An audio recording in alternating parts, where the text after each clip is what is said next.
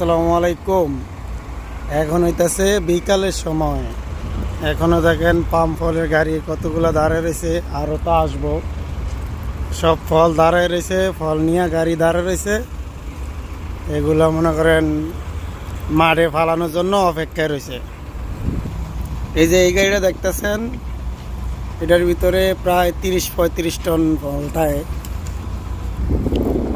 ওই জায়গার থেকে লরিগুলা এই যে এটার উপরে আসা মাপে আর কি। এটারে মালয়েশিয়া বলে তিমবাং, যেটার ভিতরে লরি সহ বুয়া মানে ফল সহ যে একবারে মাপ দেয়। লরিটা ফলটা সহ কত টন হয়েছে মাপ দেয়, এটারে বলে তিমবাং বাংলাদেশে।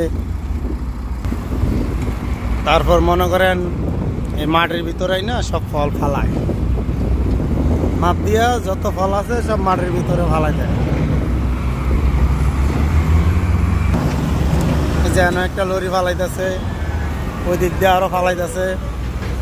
তো মনে করেন এগুলো ফালানোর পরে তারপর আবার এগুলা গাড়ি দিয়া, এই যে সাওয়াল গাড়ি যেটা বাংলাদেশে ফেলুডার বলে, এটা দিয়ে মনে করেন এগুলো ছড়ায় পুরা মাঠের ভিতরে ছড়ায়। তারপর কিছু লোক আছে ওরা বাসে যে কাঁচা ফল কোনগুলো আছে, মানে যেগুলো পাকে নাই বা নষ্ট কাঁচা রয়ে গেছে, ওইগুলো বাইচা ওইগুলো আলাদা করে দেয়।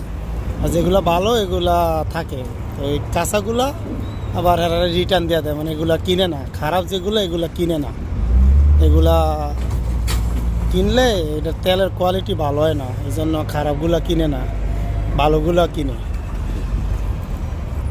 খারাপগুলো আবার রিটার্ন দিয়ে দেয়, আবার যেই গাড়ি দিয়ে আসে ওই গাড়ি নিয়ে যায়। খারাপগুলা কোম্পানি রাখবো না।